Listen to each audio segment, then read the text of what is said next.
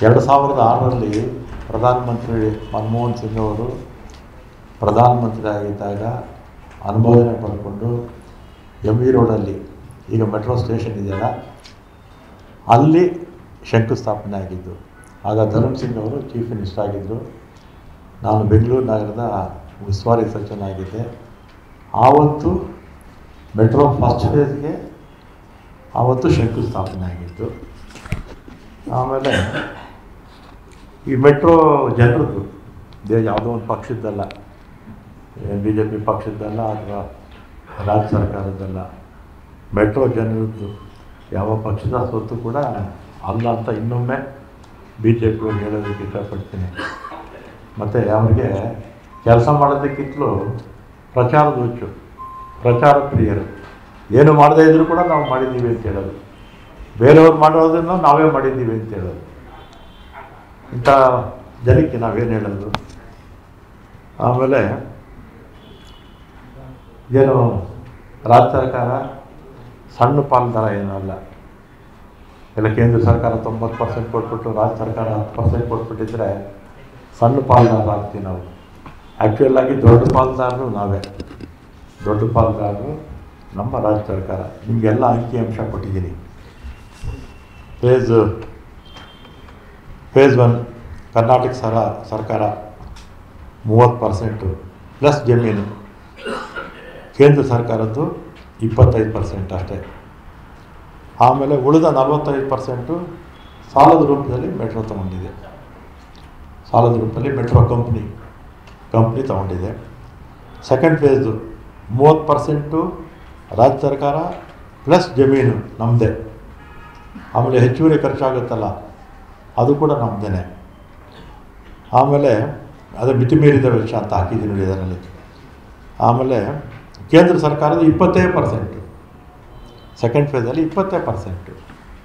ಇನ್ನು ಉಳಿದಿರ್ತಕ್ಕಂಥ 50% ಸಾಲ ತಗೊಂಡಿದ್ದಾರೆ ಮೆಟ್ರೋ ಕಂಪ್ನಿಯವರು.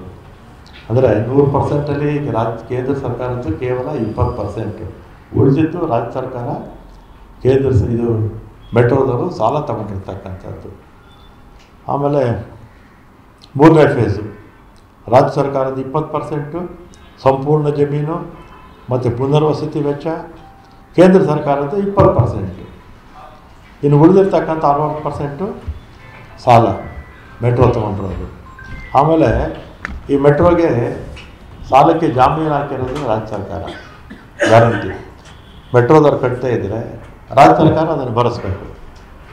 ಮೆಟ್ರೋದವ್ರು ಕಟ್ಟೋಕ್ಕಾಗಲಿಲ್ಲ ಅಂತ ಹೇಳ್ತಾ ಸಂದರ್ಭದಲ್ಲಿ ನಾವು ರಾಜ್ಯ ಸರ್ಕಾರ ಭರಿಸ್ತೀವಿ ಅಂತ ನಾವು ಕೊಟ್ಟಿದ್ದೀವಿ.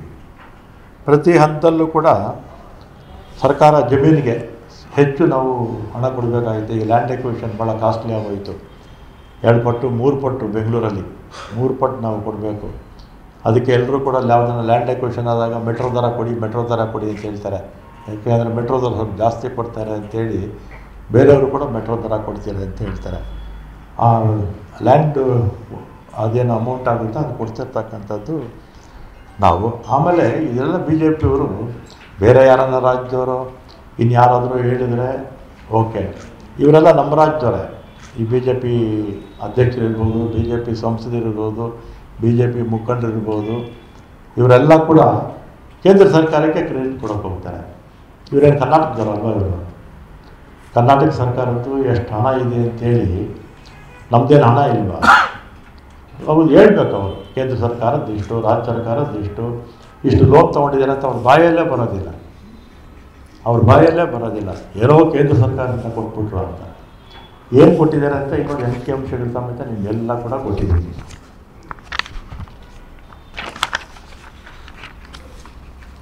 ಇದು ಅಷ್ಟೇ. ಫಸ್ಟ್ ಫೇಸ್ ನೋಡಿ, ಕೇಂದ್ರ ಸರ್ಕಾರ ಆಗಲೇ ಹೇಳಿದ್ದೀನಿ, ಮತ್ತು ಪದೇ ಅದನ್ನೇನು ಹೇಳಬೇಕಾಗಿಲ್ಲ, ನಿಮ್ಮ ಹತ್ರನೇ ಎಲ್ಲ ಡೀಟೇಲಾಗೆಲ್ಲ ಹೇಳಿದ್ದೀನಿ. ಆರಂಭ ಶಂಕುಸ್ಥಾಪನೆ ಜೂನ್ 24, 2600. ಎಷ್ಟು 42 ಕಿಲೋಮೀಟ್ರು. ನಾನು ಯಾವುದೋ ಒಂದು ಪೇಪರಲ್ಲಿ ಹೋದೆ, ತೇಜಸ್ವಿ ಸೂರ್ಯ 6 ಕಿಲೋಮೀಟ್ರ್ ಆಗಿದ್ದು ಕಾಲದಲ್ಲಿ ಅಂತ. 42 ಕಿಲೋಮೀಟ್ರಿಗೆ ಫಸ್ಟ್ ಫೇಸಲ್ಲಿ ಮನಮೋಹನ್ ಸಿಂಗ್ ಅವರು ಫೌಂಡೇಶನ್ ಸ್ಟೋನ್ ಹಾಕಿದ್ದು. ಆಮೇಲೆ ಆವಾಗ ಪ್ರಾರಂಭದಲ್ಲಿ 6,395 ಕೋಟಿ ಅಂತ ಅಂದಾಜು ಮಾಡಿದ್ರು. ಮುಗಿಯೋಷ್ಟರಲ್ಲಿ 14,405 ಕೋಟಿ ಆಯಿತು. ಅಲ್ಲಿ ಡೀಟೇಲ್ ಆಗಿ ಕೊಟ್ಟಿದ್ದೀನಿ ನೋಡಿ. ಕರ್ನಾಟಕ ಸರ್ಕಾರದ್ದು 30% ಅಂದರೆ 4221 ಕೋಟಿ ಆಯಿತು. ಕೇಂದ್ರ ಸರ್ಕಾರದ 25% ಅಂದರೆ 3601 ಕೋಟಿ ಆಯಿತು. 45% ಸಾಲ ಅಂದರೆ 6482 ಕೋಟಿ ಆಯಿತು. ಆಮೇಲೆ ಸೆಕೆಂಡ್ ಫೇಸ್ದು ಕರ್ನಾಟಕ 30% ಪ್ಲಸ್ ಜಮೀನು ಪ್ಲಸ್ ಎಕ್ಸೆಸ್ ಅಮೌಂಟ್, ಮಿತಿ ಮೀರಿದ ವೆಚ್ಚ ಎಕ್ಸೆಸ್ ಆಗುತ್ತಲ್ಲ ಅದು. ಕೇಂದ್ರ ಸರ್ಕಾರದ್ದು 20%, ಉಳಿದು 50% ಸಾಲ. ಈ ಸಾಲಕ್ಕೆ ಗ್ಯಾರಂಟಿ ಕೊಟ್ಟಿರೋದು ರಾಜ್ಯ ಸರ್ಕಾರ. ಮೆಟ್ರೋ ಕಂಪ್ನಿಯವರು ಕಟ್ಟಿದ್ರೆ ರಾಜ್ಯ ಸರ್ಕಾರ ಕಟ್ಟಿದೆ. ಆಮೇಲೆ ಹಂತ 2 ಟೂನಲ್ಲೇ ಎಲ್ಲ ಹಂತ. ಕರ್ನಾಟಕ ಸರ್ಕಾರ 30% ಜಮೀನು ಮಿತಿ ಮೀರಿದ ವೆಚ್ಚ, ಕೇಂದ್ರ ಸರ್ಕಾರ 20%. ಆಮೇಲೆ 2B ಎರಡನೇ ಹಂತದ B, ಇದನ್ನು ಅಷ್ಟೇ. ಕೇಂದ್ರ ಸರ್ಕಾರ 30%, 16,000 ಕೋಟಿ. ಕರ್ನಾಟಕ ಸರ್ಕಾರ 30%, 16,620 ಕೋಟಿ. ಕೇಂದ್ರ ಸರ್ಕಾರ 20%, 11,080 ಕೋಟಿ. ಸಾಲ 50%, ಅಂದರೆ ಎಷ್ಟಾಯಿತು? 27,000 ಕೋಟಿ ಸಾಲ ಆಯಿತು. ಆಮೇಲೆ ಆರೆಂಜ್ ಲೈನ್ ಪ್ಯಾಕೇಜು, ಈಗ 44 ಕಿಲೋಮೀಟ್ರಿಗೆ ಎಲಿವೇಟೆಡ್ ಮಾರ್ಗಗಳು. ಇದರಲ್ಲೂ ಕೇಂದ್ರ ಸರ್ಕಾರದ್ದು 20%, ರಾಜ್ಯ ಸರ್ಕಾರದ 20%, ಉಳಿದಿರ್ತಕ್ಕಂಥ 60% ಸಾಲ. ಇದರದ್ದು ಯೆಲ್ಲೋ ಲೈನ್ ಆರಂಭ ನಾಳೆ ಉದ್ಘಾಟನೆ ಆಗುತ್ತೆ. ಮತ್ತು ಇದಕ್ಕೆ ಶಂಕುಸ್ಥಾಪನೆ ಕೂಡ ಆಗ್ತಾಯಿದೆ ನಾಳೆ.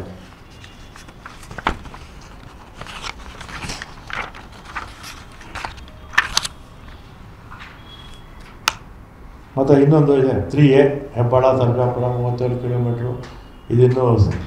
ಇನ್ನೂ ಪ್ರಾರಂಭ ಆಗಿಲ್ಲ.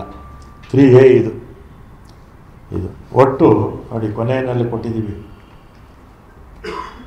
ರಾಜ್ಯ ಸರ್ಕಾರ ಮೆಟ್ರೋ ಕಾಮಗಾರಿಗಳಿಗೆ ವೆಚ್ಚದ ಸಾರಾಂಶ 24,000, ಕರ್ನಾಟಕ ಸರ್ಕಾರ 24,064 ಕೋಟಿ.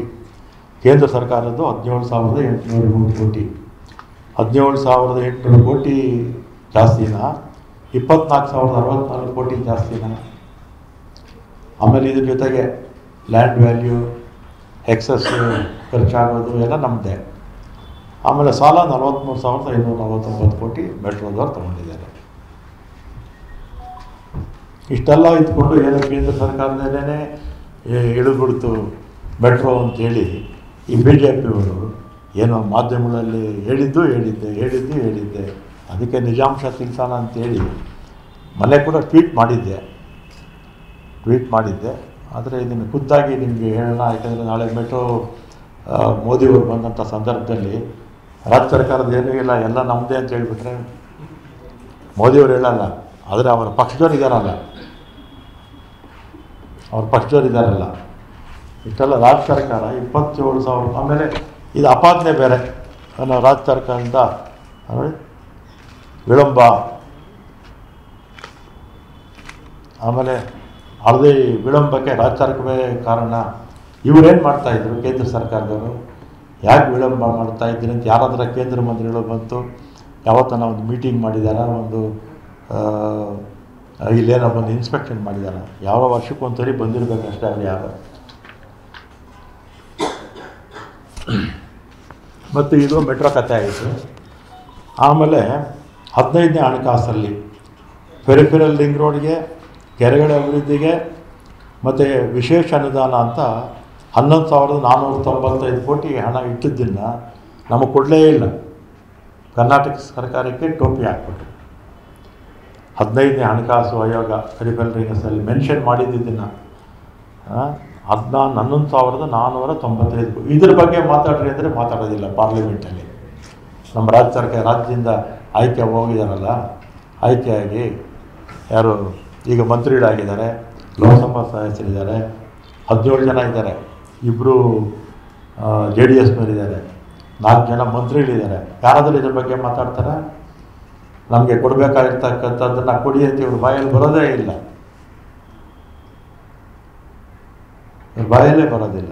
ಇಲ್ಲಿ ಬಂದು ಮಾಧ್ಯಮಗಳು ಮತ್ತೆ ಜಂಬ ಕೊಚ್ಕೊಳ್ತಾರೆ. ಅವರು ಕೇಳಬೇಕಲ್ಲ, ಇದು ಯಡಿಯೂರಪ್ಪ ಅವ್ರು ಕೇಳಬೇಕಲ್ಲ, ಅಥವಾ ವಿಜಯೇಂದ್ರ ಅವ್ರು ಕೇಳಬೇಕಲ್ಲ, ಲೋಕಸಭಾ ಸದಸ್ಯರು ಕೇಳಬೇಕಲ್ಲ ಇದನ್ನು. 5,495 ಕೋಟಿ 11,495 ಕೋಟಿ ರಾಜ್ಯ ಸರ್ಕಾರಕ್ಕೆ 15th ಫೈನಾನ್ಸಲ್ಲಿ ಕೊಡ್ತೀವಿ ಅಂತ ಹೇಳಿದ್ದೀನಿ. ಯಾಕೆ ಕೊಟ್ಟಿಲ್ಲ ಅಂತ ಏನಾರ ಮಾತಾಡಿದ್ದಾರೆ ಅವರು?